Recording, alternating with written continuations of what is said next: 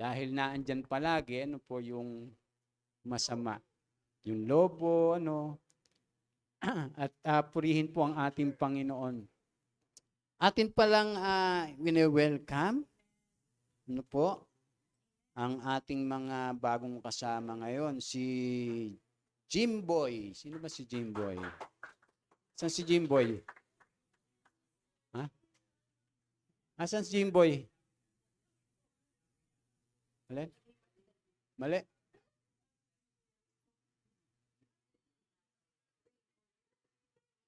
Si JC. Sino yung JC? Si JC. Welcome, brother JC. Asan yung JC na yun?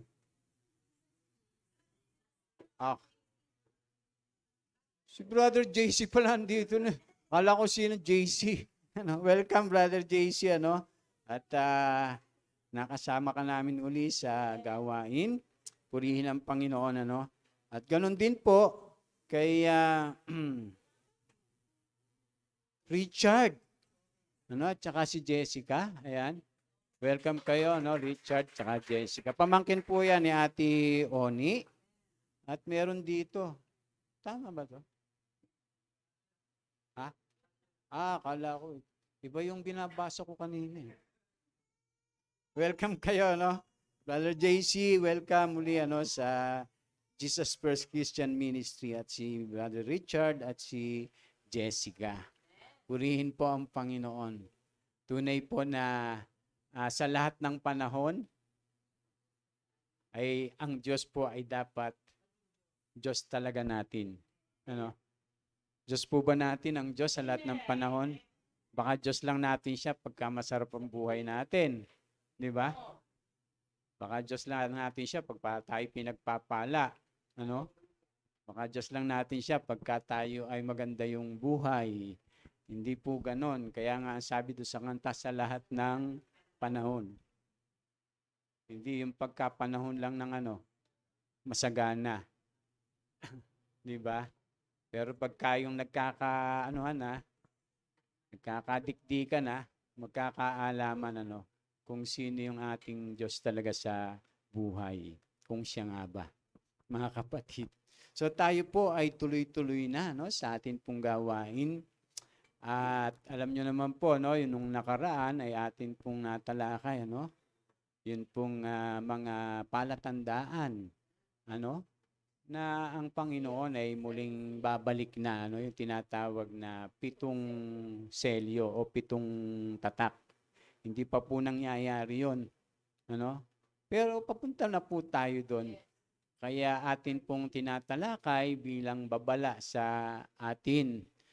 Kasi dadating talaga yung panahon na kahit yung mga naging Christian yung mga Christian ay manlalamig yung pananampalataya, tatalikod po sila kasi nasa huling kapanahunan na po tayo Kaya kahit na mga Christian ay dadating yung panahon na magkakaganon.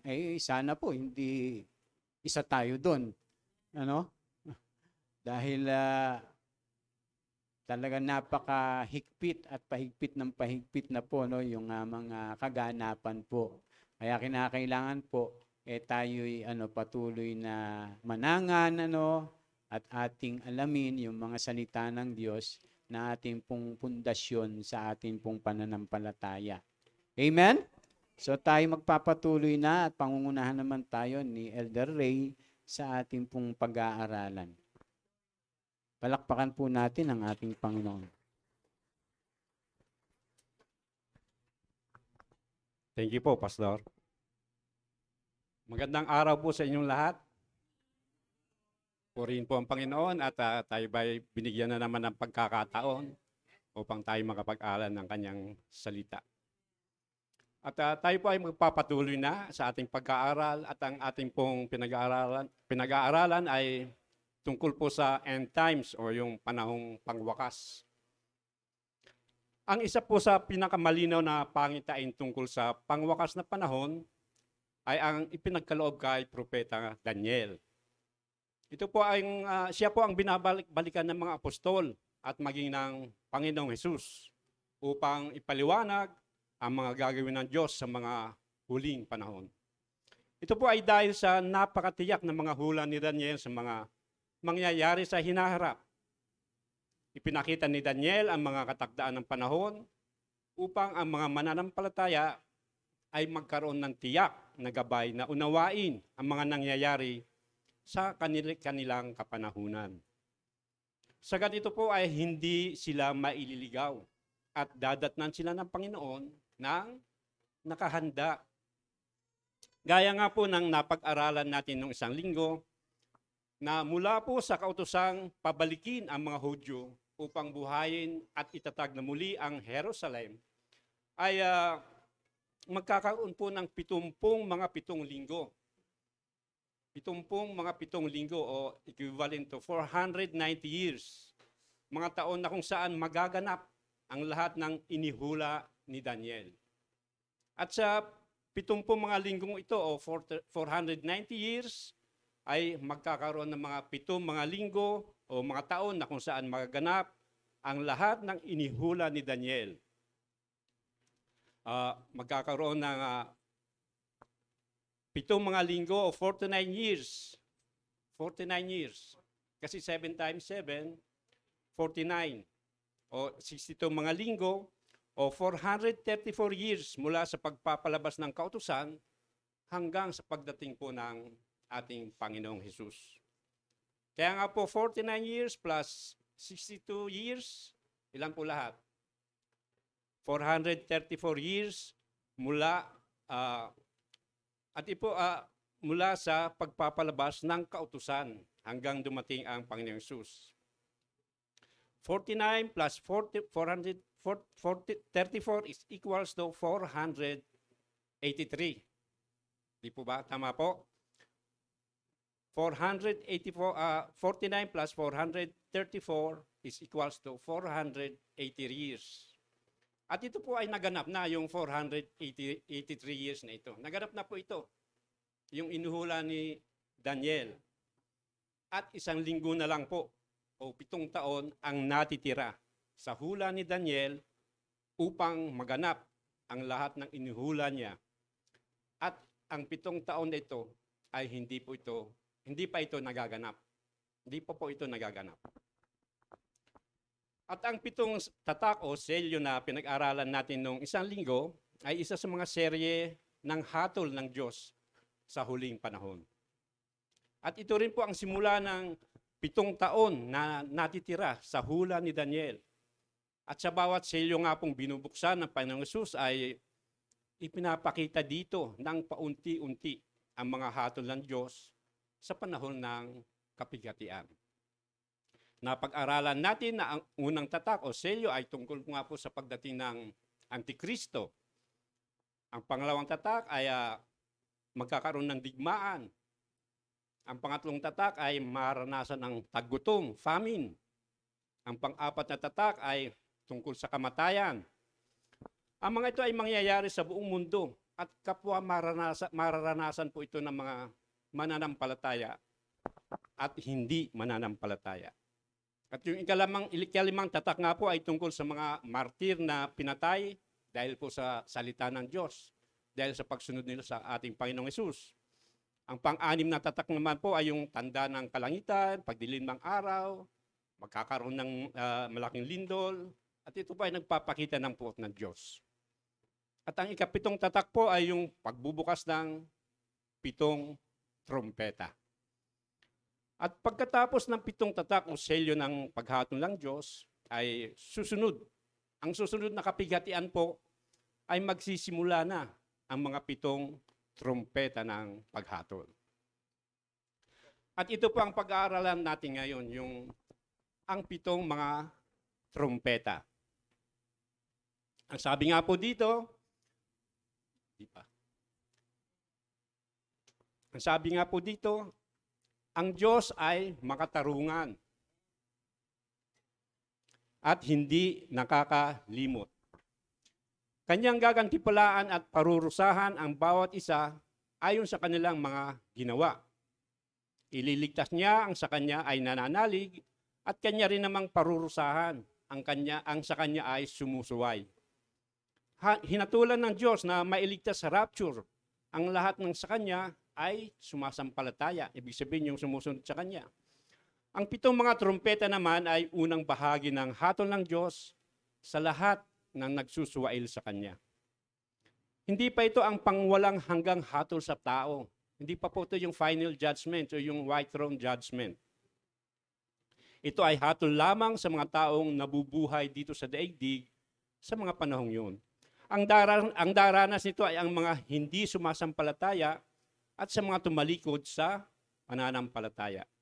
Ito ang simulang bahagi ng puot ng Diyos, yung wrath of God sa mga taong sumagad na ang kasamaan at paghihimagsik sa Diyos. So ito po ang ating pag-aaralan, ang 7 mga trumpeta. Sige po, basahin po natin yung pahayag 8, 1 hanggang 6. 1, 2, basa. Nang alisin ng kordero,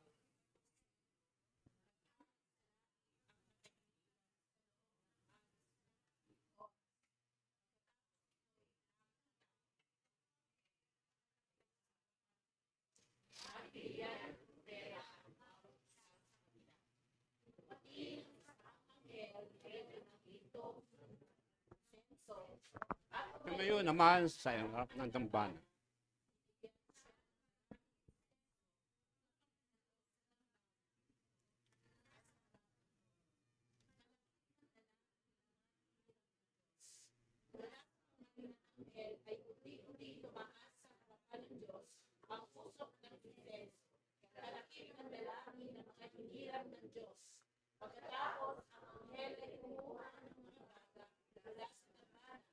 Iniligay sa sunugan ng insenso at inihagis sa lupa at biglang kumulog, nagkaingay, kumidlat at lumindol.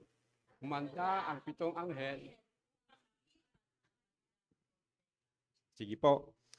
Ito pong binasa natin ay pagkatapos alisin ng kordero, yung ika-7 selyo.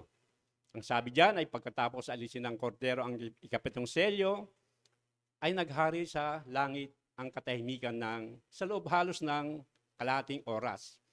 At pagkatapos nun ay nakita po ni Apostol Juan yung 7 anghel na nakatayo sa harap ng Diyos at binigyan ang bawat isa ng trumpeta na kapag hinipan po nila yon, ang bawat isa sa kanila ay may magaganap na puot ng Diyos o parusa ng Diyos na kanyang ibabagsak sa daigdig na ito.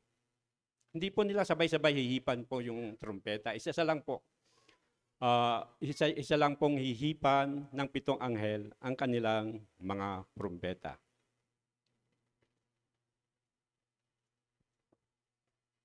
So, yan po yung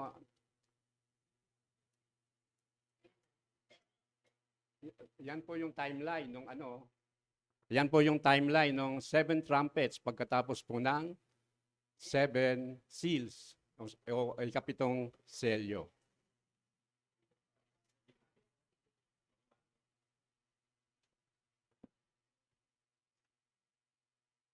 So ano po ang ipinapahayag ng 7 mga trumpeta? Ano po ang pinapahayag ng mga 7 mga trumpeta? Una po, ang mga ito ang panimula ng ikalawang bahagi ng kahatulan ng Diyos sa mga tao. Hahatol pa ang Diyos? Amen. Hahatulan po tayong lahat. Mananampalataya man o hindi. At ito ay ayon sa ating mga ginawa. So ano po ang katarungan ng Diyos? Ang unang bahagi ay ang pagliligtas sa mga hinirang mula sa puot ng Diyos sa pamamagitan ng rapture. Ito ay mababasa natin sa pahayag 7, siya mga 17, pero hindi na natin po babasahin yan. Ang rapture po ay kung saan kakaunin ng Panginoon, ng Panginoong Hesus, yung mga mananampalataya sa Kanya. Yung mga nananampalataya sa Kanya.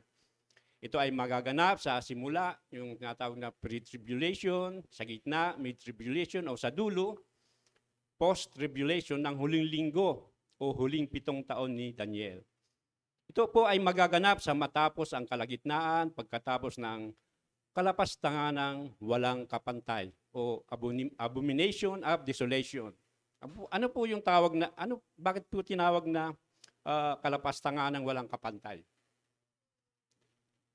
Kasi po ito po yung gagamitin ng Antikristo, ang templo ng Diyos para sambahin siya.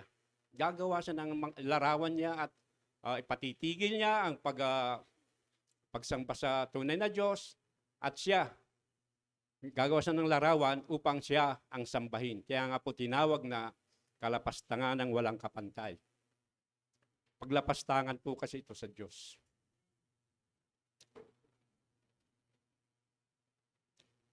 At magaganap po din ang rapture bago ang ikapitong tatak na inihulak.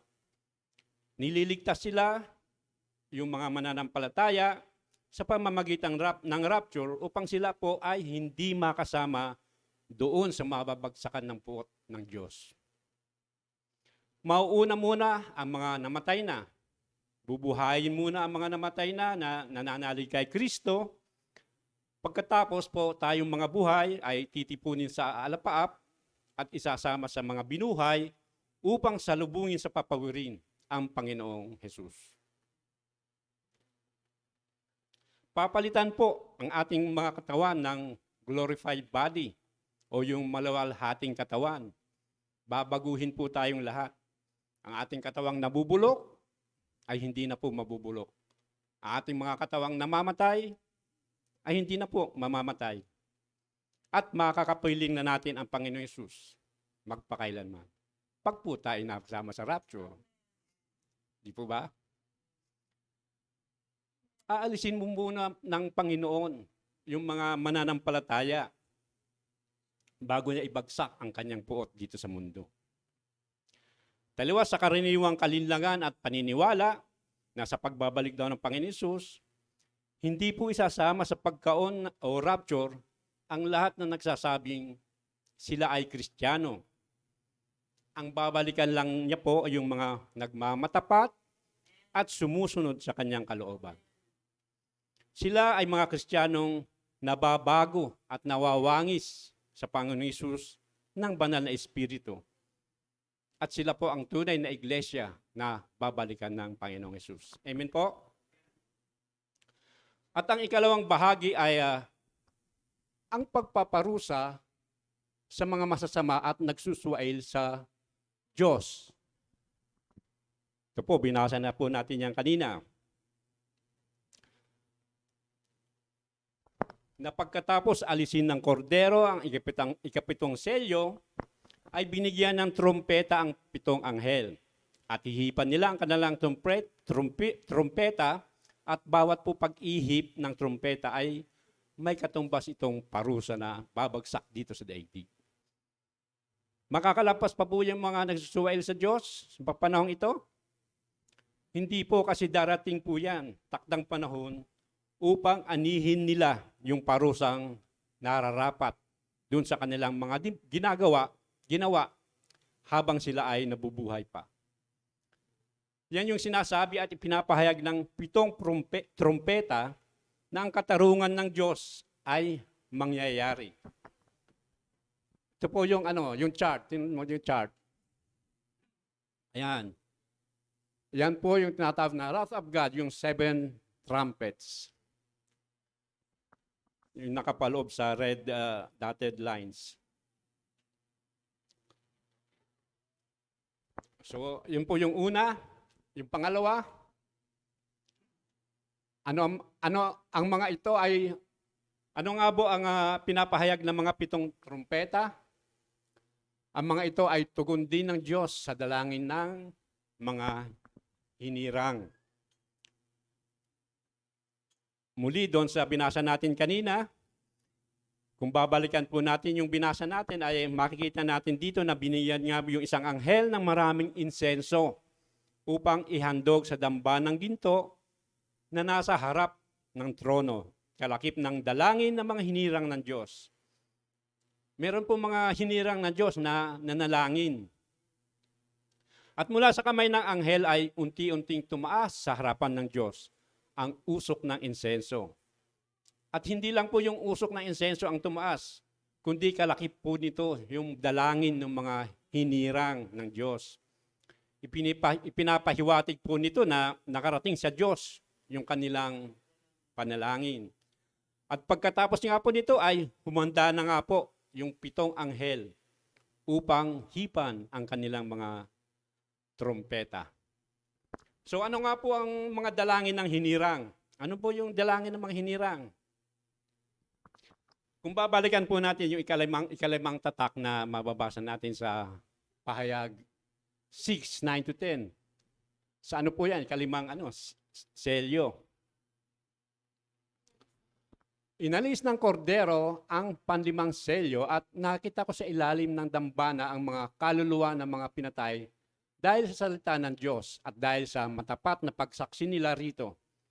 Ubos lakas silang sumigaw, "O Panginoong makapangyarihan, banal at tapat, huwag na po ninyong patagalin ang paghatol at pagpaparusa sa mga taong pumatay sa amin." So, sino po itong mga hinirang na ito ng Diyos?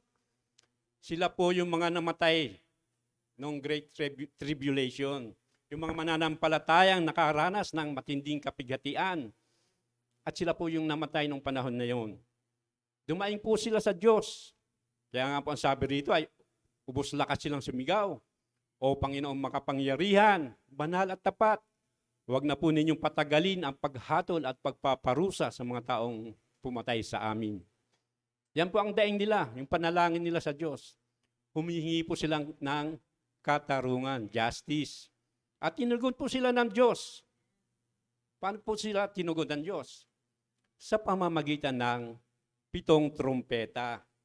Ibig sabihin, ibabagsak na po ng Diyos ang parusang nararapat doon sa mga pumatay sa kanila. So pangatlo po, maiksi lang po yung unang 2 puntos natin. Yung pangatlo po, ano ang pinapahayag ng mga 7 trompeta? Ang mga ito ang panimulang puot ng Diyos sa mga suwail. Ayan. Sino pong makakaranas ng puot ng Diyos? Ang sabi dito, yung mga suwail. Ang ibig pong sabihin ng suwail ay tumutukoy sa taong hindi masunurin, matigas ang ulo, masuwayin, nagpapakita ng paghihimagsik sa utos o otoridad. At ito nga po ay madalas itukoy natin sa mga anak, di po ba?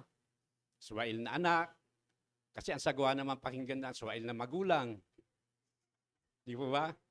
Sa mga anak po, madalas itong marinig natin na sinasabi. Oh. Hindi na po makakasama dito sa puot ng Diyos yung mga mananampalataya sapagkat yung mga mananampalataya nga po, di ba, na-rapture na. Sila ay niligtas ng Diyos mula sa kanyang puot. Sila ay nasa langit na, kapiling ng ating Panginoon. Kaya nga po yung mga natitira dito sa daigdig na hindi nakasama sa rapture, ay sila po yung makakaranas ng puot ng Diyos.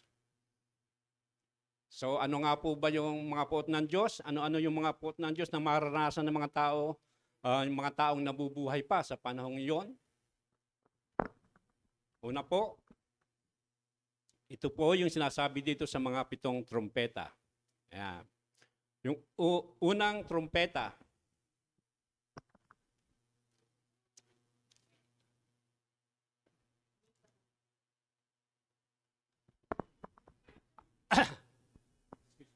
sa ikaunang trompeta, ang sabi sa Pahayag 8, talatang 7, hinipan ng unang anghel ang kanyang trompeta at umulan ng yelo at apoy na may kahalong dugo.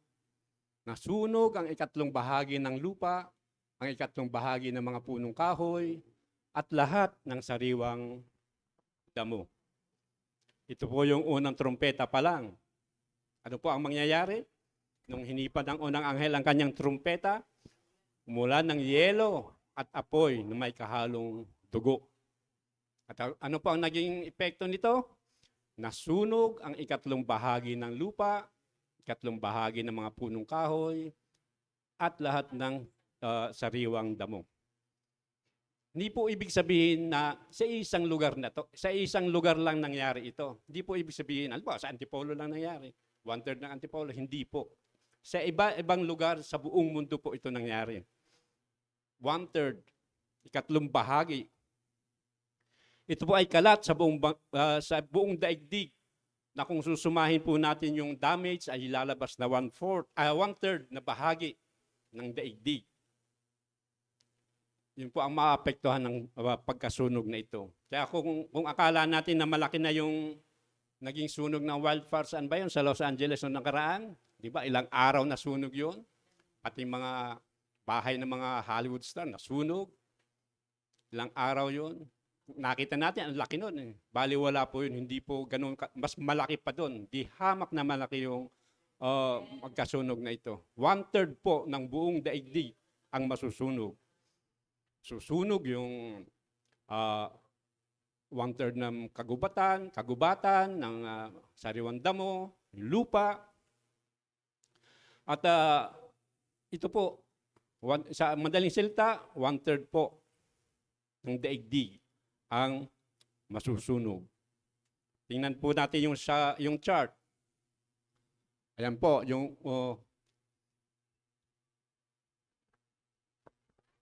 unang trumpeta. Anong maapektuhan dyan? Yung lupa. Lupa po. Third of earth. One-third of the earth. Nakalagay po dyan. At ganun din po, yung may drawing pa. Kaya may chart na, may drawing pa. Para lalo natin maintindihan. Nakalagay po doon, sa trumpet number 1. Earth burned, one-third destroyed. Ibig sabihin, one-third ng mundo ay nasunog. Nasira. So punta na po tayo sa ikalawang trumpeta. Ano ang mangyayari sa ikalawang trumpeta? Sabi po dito, hinipan ng ikalawang anghel ang kanyang trumpeta at bumagsak sa dagat ang isang parang malaking bundok na nasusunog. Naging dugo ang ikatlong bahagi ng dagat, namatay ang ikatlong bahagi ng mga nilalang na naroon, at nawasak ang ikatlong bahagi ng mga sasakyang dagat. So hinipan po ng ikalawang anghel ang kanyang trumpeta at bumagsak sa dagat ang isang parang malaking bundok na nasusunog. Hindi talaga siya bundok, kundi parang isang malaking bundok na nasusunog. Yung mga pangyayari po dito ng mga kapatid na bumabagsak mula sa langit, ay hindi po siya laging literal. Di pa ba? Hindi po siya laging literal. Hindi natin po siya pwedeng unawain ng literal palagi.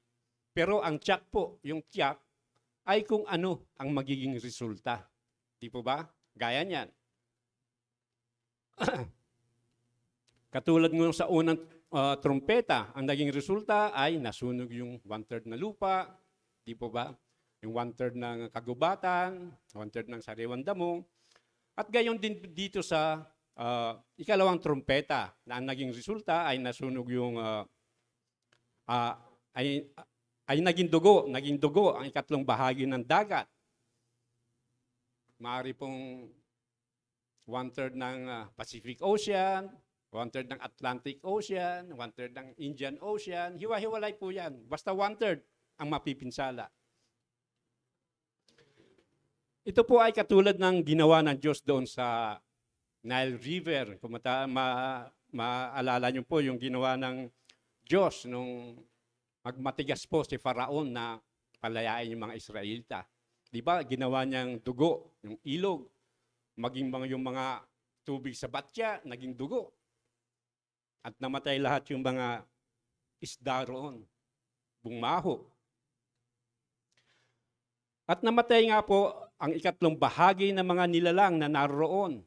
Mga isda. Maliit man o malaki. Patay po doon sa one-third na tinamaan na yun.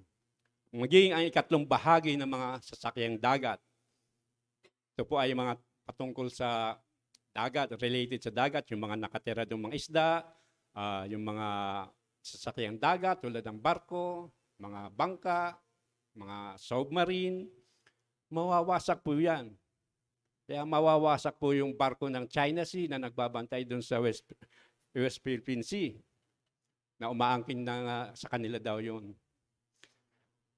Maging yung mga barko ng Amerika na nasa Strait ng Hormuz, maaring mawasak din yun. At dito nga po, sa chart uli, ayan yung pangalawa, third of salt seas. Yung mapipinsala po dyan. Yung alat dagat, alat tubig.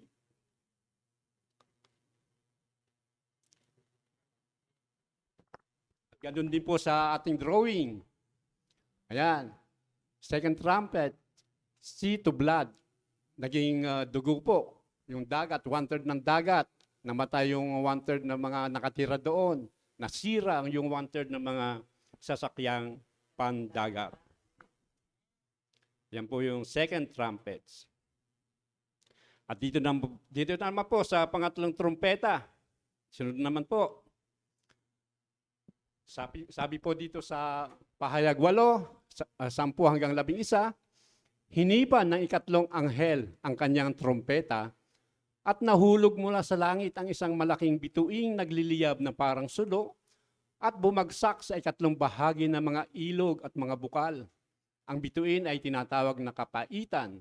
Pumait ang ikatlong bahagi ng tubig at maraming tao ang namatay pagkainom nito. So ano pa ang nangyari nang hinipan ng ikatlong anghel ang trumpeta? Nahulog mula sa langit ang isang malaking bituin nagliliyab na parang sulo at bumagsak sa ikatlong bahagi ng mga ilog at bukal. Again, hindi po literal na bituin yung nalaglag dito. Sapagkat ang mga bituin po na nakita natin ay mas malaki pa po yan kaysa sa daigdig. Halimbawa po, ang araw. Tingnan nyo kung gaano kalaki yung araw. Alam nyo po ba na 1,000,000 daigdig ang kasyang magkasya? Mahigit 1,000,000 daigdig ang kasyang magkasya sa araw. Ang araw po ay isang bituin po yan. At yan po ang pinakamalapit na bituin dito sa daigdig. Yan po ang pinakamalapit. Kaya po, pag bituin talaga ang bumagsak sa daigdig ay hindi lang po 1/3 ang mapipinsala. Di po ba? Hindi lang 1/3 ang mapipinsala, kundi buong daigdig na. Para tayong binowling. Yung bowling. At sinasabi po dito na ito ay bumagsak sa ikatlong bahagi ng mga ilog at mga bukal. At pumait ang ikatlong bahagi ng tubig at maraming tao ang namatay pagkainom nito. Sigurado po hindi lang tao kundi maging mga hayop ang namatay dito dahil di po ba yung mga lalo sa kagubatan, doon sila umiinom sa mga ilog, sa mga spring, mga bukal.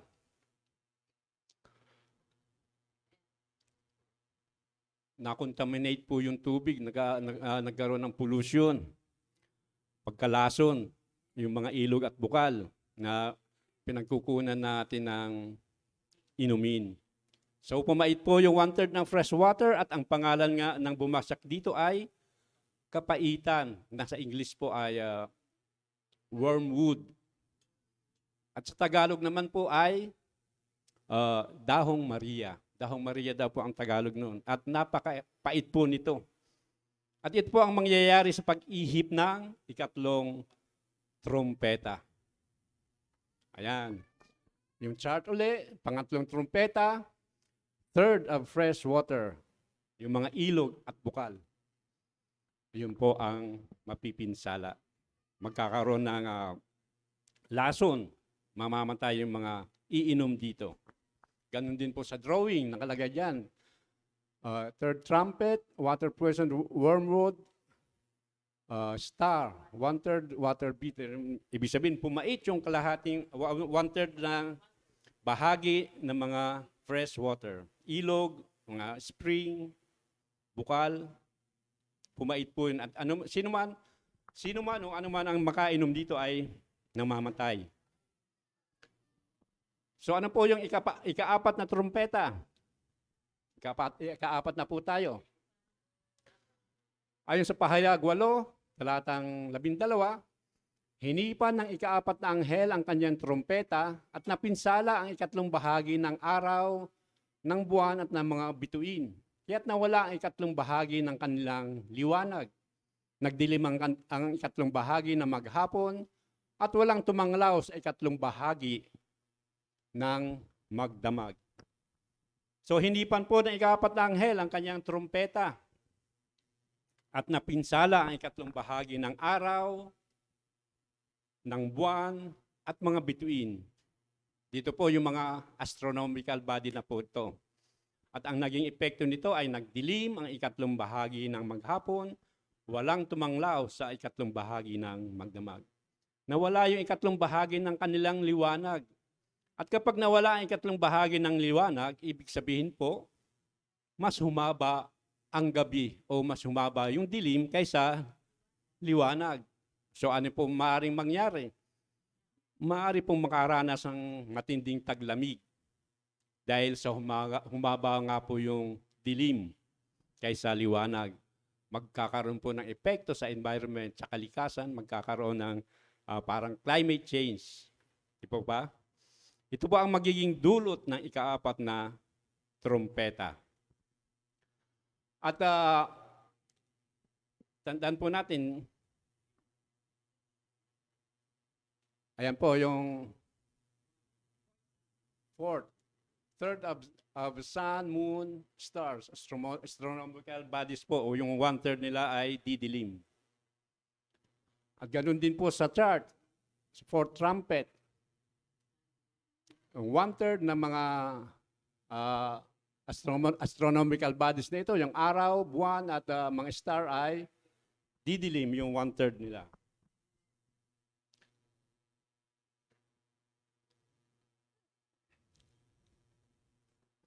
So dito po sa susunod, tingnan po nito, yung trumpets 1-4 po, ang naapektuhan po yung 1/3 of nature, yung kalikasan. Yun nga po yung lupa, yung ikatlong bahagi ng lupa, kasama na po dyan yung mga punong kahoy, yung mga sariwang damo. At pangalawa, yung dagat, ikatlong bahagi ng dagat, kasama yung mga nilighang nakatira rito at mga sasakyan dagat. At pangatlo, yung mga ilog at bukal. Yung ikatlong bahagi nito na pinanggagalingan ng inumin. Yun po mga naapektuhan. Tapos yung buwan, yung araw, yung mga stars, ikatlong bahagi din po nila ang naapektuhan, nagdilim. So ang tanong po, why 1/3? Bakit po ikatlong bahagi lang ang pagbagsak ng puot ng Diyos? Kumbaga, partial lang, di po ba? Kasi po, nais pang pagbigyan ng Diyos ng pagkakataon ang mga tao na magsisi, tumalikod sa kanilang kasalanan, at manumbalik sa Kanya. Andun pa rin po yung habag ng Diyos, di po ba? Mahabagin ba ang Diyos? Amen. Kaya nga po binibigyan pa sila ng pagkakataon. At pagkatapos po ng 4 na trumpeta, ay ang sabi ni Juan dito sa Pahayag 8, talatang 13, sabi po dito, pagkatapos ay nakita ni Juan, ang isang agilang lumilipad sa kalawakan at narinig ko itong sumisigaw. Kalagim-lagim, talagang kalagim-lagim ang sasapitin ng lahat ng nasa lupa pagtunog ng mga trompetang hihipan ng 3 pang anghel. O, di ba? Kalagim-lagim daw.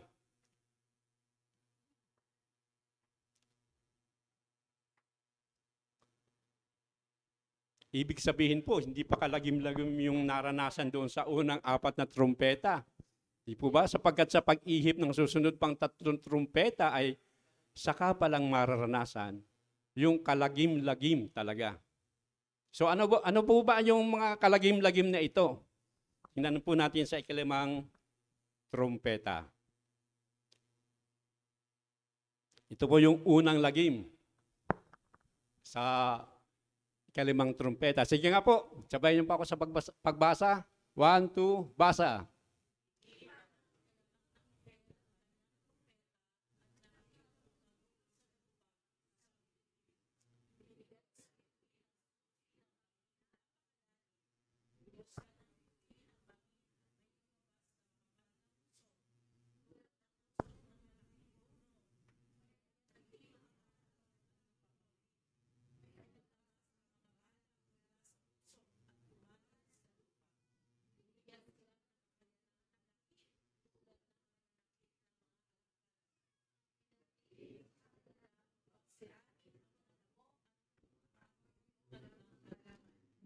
Amen. So nung hipan daw po ng ikalimang anghel ang kanyang trumpeta at nakitang nahulog sa lupa ang isang bituin. Muli, hindi po ito literal na bituin. Maari po ito isang anghel. Di po ba? Kasi binigyan na yung susi. Yung susi ng banging napakalalim, binigyan siya eh.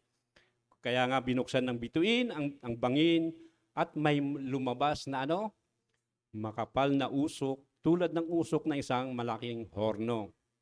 Kaya po nagdilim ang araw at ang himpapawid.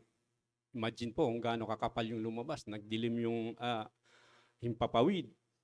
At may lumabas mula sa bangin ng mga balang. May naglabas ang mga balang mula sa usok at kumalat sa lupa. Alam mo niyo pa ba yung anong balang? Kung sa English ay locust, di ba? Sila po ay naninira ng mga pananim, ng mga halaman, mga punong kahoy. Pero dito po ay pinagbilinan sila na huwag sirain ang mga damo, punong kahoy, o anumang halaman. Bakit po? Ano ang gagawin ng mga balang na ito? Ang mga balang na ito ay binigyan ng kakayanang manakit tulad ng pananakit ng mga alakdan. Kung imagine nyo yung alakdan, scorpion, di po ba? Napakaano ito, poisonous po ito. Mga balang sila pero yung kakayahan nila na meron sila ay, yun nga, manakit tulad ng alakdan. So ituloy po natin yung pagbasa dito sa Pahayag 9:46. Sige po, basa. 1, 2, basa.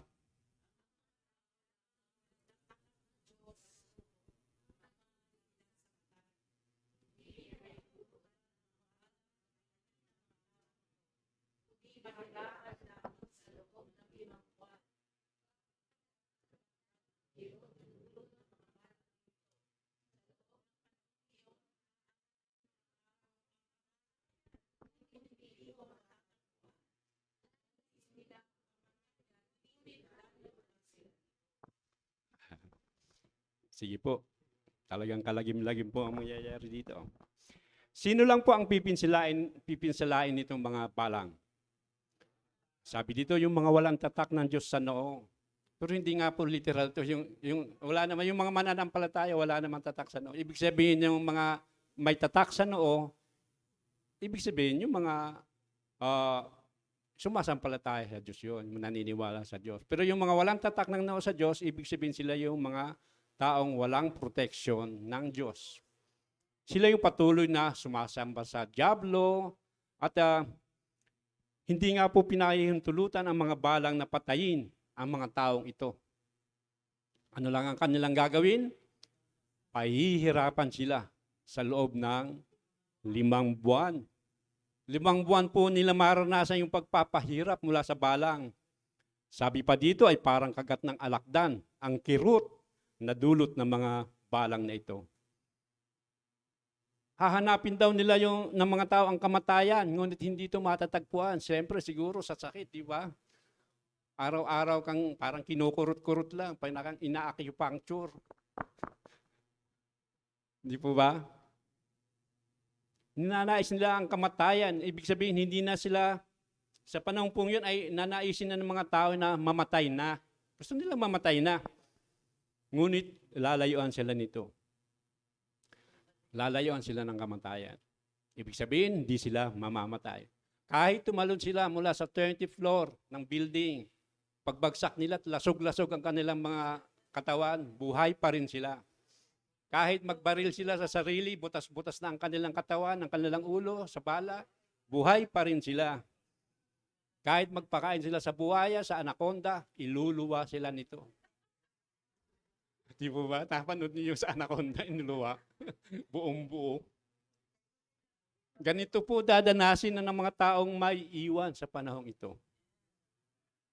At sino po yung makakaranas nito? Yung mga suwail sa Diyos. At tingnan po natin yung sa susunod kung ano ang itsura ng balang. Yan, may description pa yung balang. Sabi dito sa Pahayag 9:7-12. Sige nga po, basahin natin. 1, 2, basa.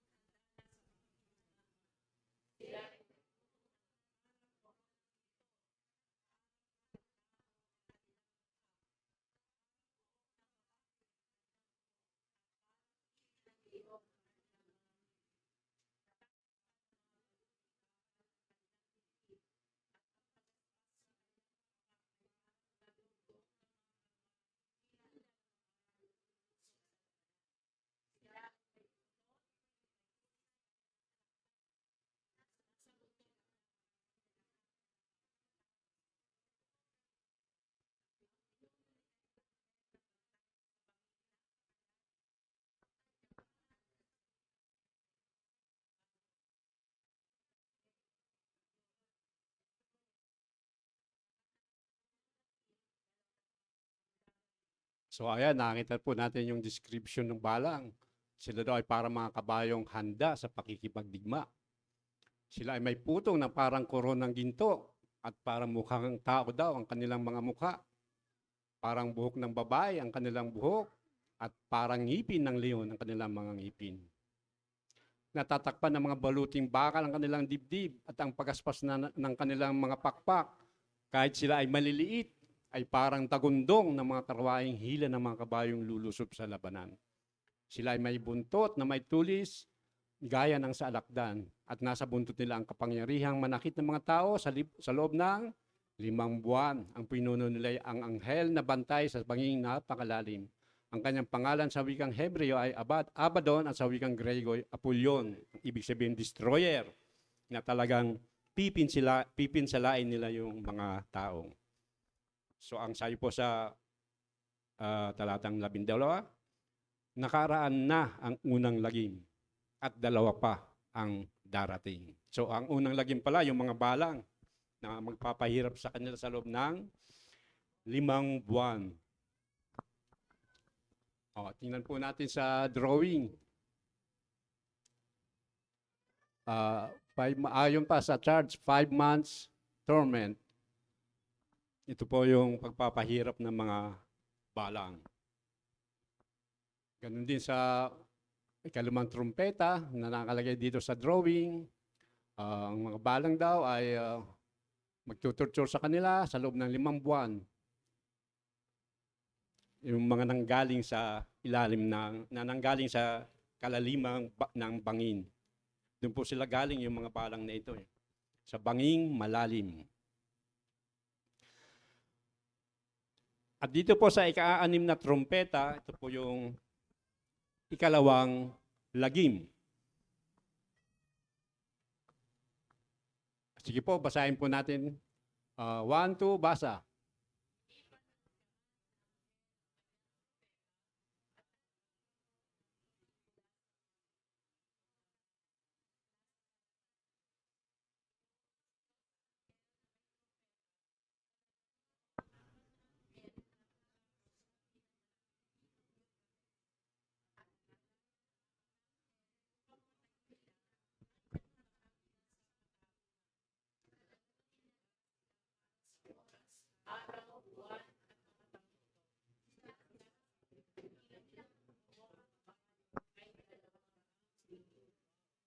Dami, no? 200 milyon.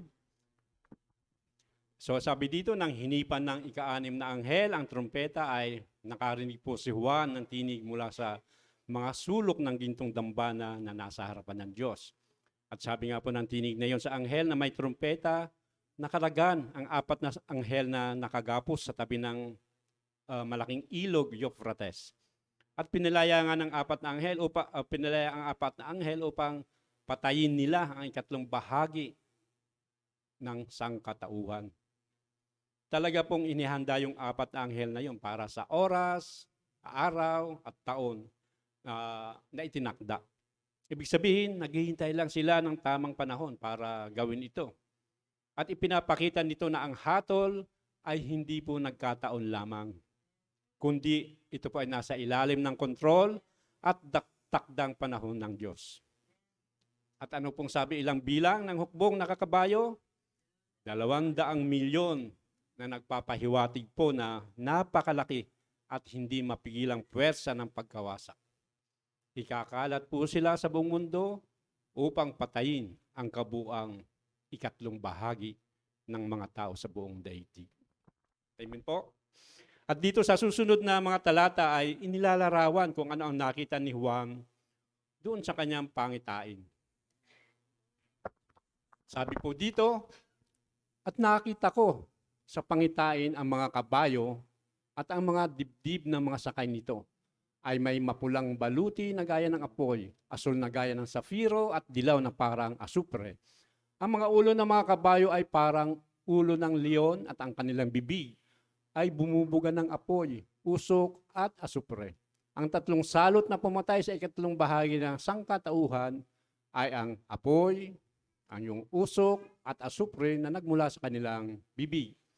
Ang kapangyarihan ng mga kabayo ay nasa kanilang mga bibig at nasa kanilang mga buntok na parang ahas at may ulo na siyang ginagamit nila sa pananakit. Kung mapapansin niyo po yung mga description dito, di ba? Di natin malaman kung talagang literal ito o hindi, di po ba? Pero ang mahalaga po yung, sabi ko nga po kanina, yung tiyak na magiging epekto nito sa mga tao. So ano po ang mangyayari doon sa mga hindi man namatay sa mga salot na ito?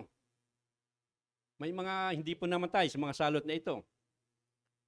Sabi po dito sa Pahayag 5, ay 20 hanggang 21, ang natira sa sangkatauhan na hindi namatay sa mga salot na ito ay hindi nagsisi. Hindi sila tumalikod ni tumigil man sa pagsamba sa mga demonyo at sa mga Diyos-Diyos ang ginawa ng kanilang kamay. Mga larawang ginto, pilak, tanso, bato at kahoy na di nakakakita, nakakarinig o nakakalakad man. Meron po, di ba mayroon dito niyan, mga Diyos-Diyosan na yan, hindi nakakakita, hindi nakakalakad, magawa sa kahoy, sa tanso, hindi rin nila pinagsisihan ang kanilang mga pagpatay, pangkukulam, pakikiapid, at pagnanakaw. Hindi po rin po nagsisi yung mga natira sa katauhan. Ayaw pa rin nila sa Diyos. Kahit binibigyan na po sila ng pagkakataon, ay hindi pa rin po sila nagsisi. Patuloy pa rin silang sumasamba sa mga Diyos-Diyosan, sa demonyo. Yun nga po, yung description nga po ng Diyos-Diyosan dito, yung ginawa ng kanilang mga kamay, yung mga larawang ginto, yung mga pilak, tanso at kahoy na hindi nakakakita, hindi man nakakarinig. Ito yung patuloy pa rin nilang sinasamba. Hindi rin nila pinagsisihan ng kanilang mga pagpatay, yung pagkukulam, pakikiapid, pagnanakaw. Ganun po kasama yung mga tao sa panahon na ito. Na kahit nakita na nila yung mga salot at naranasan na nila ito, yung pagpapahirap sa kanila, ay ayaw pa rin nilang tumalikod sa kasalanan at manumbalik sa Diyos. Ito nga po yung ikalawang lagim. At sabi po dito sa Pahayag 11, talatang 14, natapos na ang ikalawang lagim. At malapit na ring mangyari ang ikatlo. So, dito tayo sa trumpet number 7. Ito yung ikatlong lagim.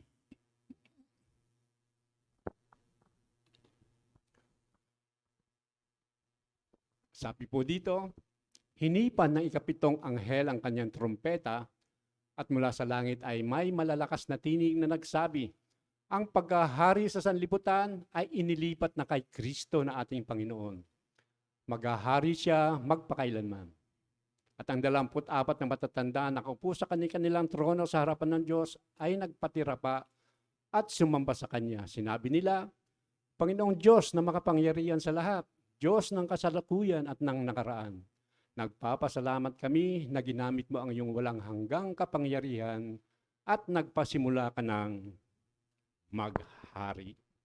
Dito naman po mga kapatid ay nung hinipan nga po ng ikapitong anghel ang kanyang trumpeta at mula sa langit ay may malalakas na tinig na nagsabi, ang paghahari sa sanlibutan ay inilipat na kay Kristo na ating Panginoon. Maghahari siya magpakailanman. Ibig sabihin po ba mga kapatid na sa panahon natin na ngayon ay hindi pa lubos na naghahari ang Panginoong Hesus? Naghahari na po ba siya ngayon? Hindi pa. Hindi pa po siya lubos na naghahari sa ngayon. Sapagkat sa ngayon po, ang pinaghaharian po ng Panginoong Hesus ay yung mga tunay na mananampalataya. Yung mga hindi mananampalataya o kaya yung mga nagsasabing sila ay mananampalataya pero hindi naman namumuhay bilang isang tunay na mananampalataya, sila po ay pinaghaharian ng dyablo. Kaya sinabi dito ng tinig na ang paghahari sa sanlibutan ay inilipat na kay Kristo. Ang Panginoon Jesus po ang magte-take over ng paghahari ng sanlibutan. pagdating po ng ikapitong trumpeta. Bakit po? Sapagkat yung sa mga trumpeta ay one-third lang ang hatol niya at binibigyan pa niya ng pagkakataon yung mga tao na bumalik sa kanya. Pero sa mga binasa natin po ay hindi pa rin sila nagsisi sa kabila ng mga kahirapang dinanas nila. Kaya pagdating ng ikapitong trumpeta, iti-take over po ng Panginoon Sus ang paghahari sa sanglibutan ito. At siya po ang magsisimulang maghari magpakailanman. Kaya hindi po pwedeng pagharian ng Panginoon Sus yung ayaw naman sa Kanya. Di po ba? Kaya sila po ay inuubos. Pagdating pa lang po ng ikapitong trumpeta, saka pa lang maghahari ang Panginoon Sus tungo sa walang hanggan. Kaya po dapat isipin natin kung sino ang naghahari sa atin ngayon. Tayo ba pinaghaharian ng Panginoon o hindi? Tayo lang po ang nakakaalam at ang Diyos. Di po ba? So ano pa po ang mangyayari dito sa ikapitong trumpeta?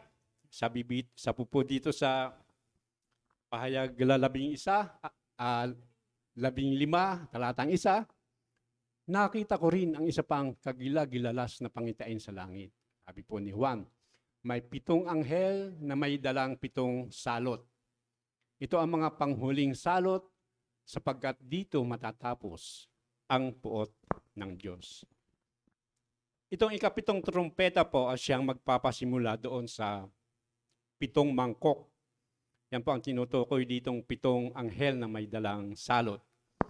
At ang 7 salot ito ay ang mga panghuling salot sapagkat dito na nga po matatapos ang puot ng Diyos. Ito na yung kumbaga pinal, pangwakas, panapos ng puot ng Diyos doon sa mga natitira pang mga tao na ayaw nga pong sumampalataya sa Kanya. Sila po yung makakaranas ng puot nito. At sinasabi din po dito sa talatang 5, pagkatapos nito'y nakita ko rin bumukas ang templo sa langit, ang toldang tipanan ng Diyos at ng tao. Lumabas mula sa templo ang 7 anghel na may dalang 7 salot. Nakasuot sila ng damit na malinis at nakakasilaw sa kaputian na may gintong pamigkis sa dibdib. Ibinigay sa kanila ng isa sa 4 na nilalang na buhay ang 7 mangkok na ginto na punong-puno ng puot ng Diyos na siyang nabubuhay magpakailanman. Ang templo ay napuno ng usok na nagmumula sa kalawalhatian at kapangyarihan ng Diyos at walang makapasok sa templo hanggat hindi natatapos ang 7 salot na dala ng 7 anghel. Ito po yung binabanggit natin kanina na yung 7 anghel na may dalang 7 salot. Ito rin po yung ibinigay sa kanila ng isa sa 4 na nilalang na buhay. Yung 7 mangkok na ito na punong-puno ng puot ng Diyos. Ito po nga yung sabi doon sa pahayag 11, 16 verse 1. Sabi dito, kasama pa rin po dito sa ikapitong trumpeta, yung lagim number 3. Mula sa templo ay narinig ko isang malakas na tinig na nag-uutos sa 7 anghel. Lumakad na kayo at ibuhos ninyo sa lupa ang laman ng 7 mangkok ng puot ng Diyos. So ang 7 mga mangkok na pinasimulan ng ikapitong trumpeta, yun po ang susunod na paksa natin sa susunod na pag-aral. Ito ang huling puot ng Diyos dahil tatapusin nito ang puot ng Diyos para sa sangkatauhan. Ang 7 mangkok po ang huling paghatol o huling puot ng Diyos. Dahil kung sa 7 mga trumpeta ay one-third lang, di ba? One-third lang ang paghatol niya. Dito po sa mangkok ay ubusan na po ito. Ubusan na. Kumbaga sa napuno na ang Panginoon. Ayaw niyong makinig, uubusin ko na kayo. Ibig sabihin, lahatan na po ito. Pero may matitira po dito. Sino po ang matitira? Ang matitira lang po dito ay yung mga mananampalatayang itinago ng Panginoong Sus doon sa Azel. Nagtago po siya ng mga mananampalataya at hindi po sila napahamak doon. Hindi po, pinrotectionan po sila ng Panginoon doon sa mga salot na yon. Sila po yung natira doon. Dahil sila po ang pasisimulan ng panibagong lahi doon po sa 1,000 years o doon sa milenyo. na paghaharian ng Panginoong Hesus kasama ang mga binuhay upang maging kasama niya. Isa rin pong pag-aaral to yung 1,000 years. Isa rin po yung pag-aaralan po natin yan, yung 1,000 years, yung milenyo kung tawagin. Dito sa 1,000 years na ito, yung milenyo, dito rin po ginapos si Satanas. Ginapos po dito si Satanas at inihagis sa panging walang hangganan. Bakit po? Upang hindi siya makapandaya sa loob ng 1,000 taon. Pero pagkatapos po ng 1,000 taon, pakakawalan din po ito si Satanas. Yan po, marami pong pag-aaral dito hanggang sa makarating tayo dun sa final judgment o yung tinatawag na white throne judgment. Hanggang sa makarating tayo dun sa na yung bagong new earth and new heaven. Doon po tayo papunta niyan. So, ano po yung mga napag-aralan natin?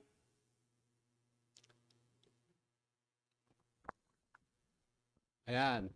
Dito po sa unang trumpeta hanggang ika-4, yun nga po, yung 1/3 ng kalikasan ang naapektuhan. Ikatlong bahagi ng kagubatan, mga sariwang damo, ikatlong bahagi ng dagat, at lahat ng nakatira dito, maging mga sasakyang dagat, ikatlong bahagi ng mga ilog, mga bukal na pinagkukunan ng inuming tubig, mga astronomical bodies, gaya ng araw, buwan, stars, ikatlong bahagi nila, ang nagdilim. At dito po sa ika-5 hanggang ika-7 trumpeta, kung mapapansin po ninyo, yung epekto nito ay doon po sa mga tao na. Tao na po ang naapektuhan dito sa ika-5 hanggang ika-7 trumpetang ito.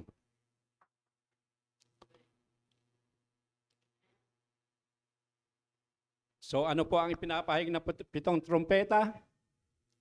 Isa na lang po, isang puntos na lang. So ayan po, ito po yung pang-4. Ano po ba ang ipinapahayag na 7 trumpeta, yung pang-4? Ang mga ito ang kinapapaluban ng ibang mga kaganapang inuhula. So bukod po sa parusa na ibabagsak ng Diyos na nakapaloob doon sa 7 trumpeta, ay mayroon pa pong ibang mga kaganapang inihula. Ano-ano po yun? Yung una, ang pahayag tungkol sa maliit na kasulatan na ibinigay kay Juan, ngunit ipinagbawal na ito ay sulat o ipamahayag.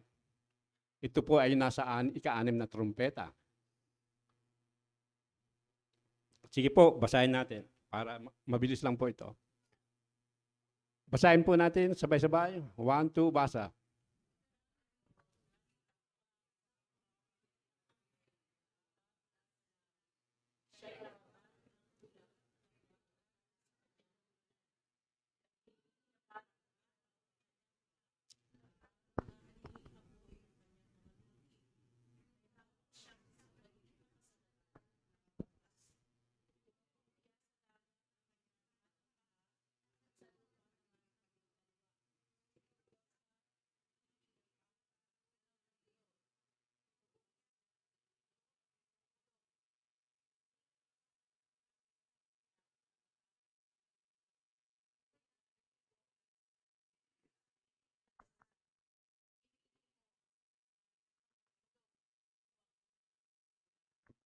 So ano po nangyari dito mga kapatid?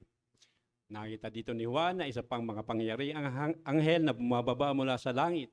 Siya ay nababalot ng ulap na may bahaghari sa kanyang ulunan. Nagniningning raw na parang araw ang kanyang mukha at parang haliging apoy ang kanyang mga binti at may hawak siyang isang maliit na kasulatan na nakabukas. At sumigaw yung anghel na ang kanyang tinig ay parang atungal ng leon. Tapos ay sinagot siya ng dagundong ng 7 kulog. Ano pa ang tugon? 7 kulog. At ang sabi ni Juan ay isusulat sana niya ang kanyang nasaksihan. Ngunit narinig niya mula sa langit ang isang tinig na nagsabi na, ilihim mo ang sinabi ng 7 kulog. Huwag mo nang isulat. Ang dahilan sa paglilihim sa mensahe ay hindi po ibinigay. Pero maaaring ang hatol ay sobrang nakakapangilabot para isulat, di po ba? Well, di po na nalaman ito. Ang laman ng mensahe ay hindi ipinahayag kaya hindi po natin ito mapapaliwanag. Ang pitong kulog ang tanging lihim ng mga salita sa pahayag na hindi po ipinaliwanag. At meron pong ganitong hula na sinasabi sa ika-6 na trompeta. At ang susunod po na hinuhula ay ang kaganapan ng hiwaga o lihim na plano ng Diyos sa ika-6 na trompeta. Sabi po dito, sa araw na hipan ng ika-7 anghel ang kanyang trompeta, isasagawa na ng Diyos ang lihim niyang plano. Gaya ng ipinahayag niya sa mga propeta na kanyang mga lingkod. Ayan.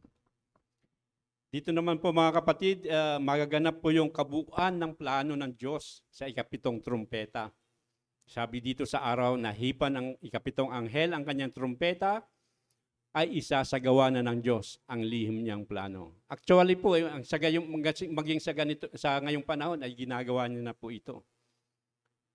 Ano ang lihim na plano ng Diyos? Ito po yung sinasabing, all Israel will be saved. All Israel will be saved. At ang tinutukoy na Israel po dito ay hindi lang siya po yung puro Hudyo, dahil ang Israel na tinutukoy ay binubuo ng mga hintil na mananampalataya at Hudyong mananampalataya pagdating ng dulo ng ika-7 taon. At tayo po ay mga hintil tayo, di po ba? Pero Israel na rin tayo kasi naniniwala tayo sa Diyos. Kasi pag nabuo na po yung bilang ng mga hintil, ay babalikan po ng Diyos yung Israel. Haharapin ng Panginoong Hesus ang Israel, tapos marirealize ng Israel na ang ipinako nila sa krus doon ay yung Mesiyas. Mesiyas pala. Na inaantay nila. Yun pala yung Mesiyas na inaantay nila noon. At sila po ay magsisisi at sila ay sasampalataya sa Panginoong Hesus. Kaya naman pagdating nitong ika-7 trompeta, ay magaganap ng mga po yung lihim ng Diyos. Yung all Israel will be saved. Amen po? Amen. So, ayan po. So, ano po ang mga pinapahayag ng 7 mga trompeta? Una, ang mga ito ang panimula ng ikalawang bahagi ng kahatulan ng Diyos sa mga tao. Yung unang bahagi po, yung 7 selyo, 7 tatak. Ang mga ito ay tugon din ng Diyos sa dalangin ng mga hinirang, yung mga namatay. Ang mga ito ang panimulang puot ng Diyos sa mga suwail. Ang mga ito ang kinapapalooban ng ibang mga kaganapang inihula. Sa ating pong pagtatapos, ang 7 mga tatak ay babala at mga tanda lamang ng paparating na kahatulan. Ang 7 mga trompeta, ang mga panimulang puot at hatol ng Diyos sa lahat ng hindi mga sumasampalataya. Sa gitna ng paghatol na ito, nananatili ang kahabagan at kagandahang loob ng Diyos sa lahat ng mga magsisisi at magbabalik loob sa Kanya. Ang katotohanan ito ang sukat magtulak sa bawat isa sa atin tungo sa pagpapakabanal at paghikayat sa iba, tungo sa pagsisisi at pananampalataya. Maraming salamat po. Purihin ng Panginoon. God bless.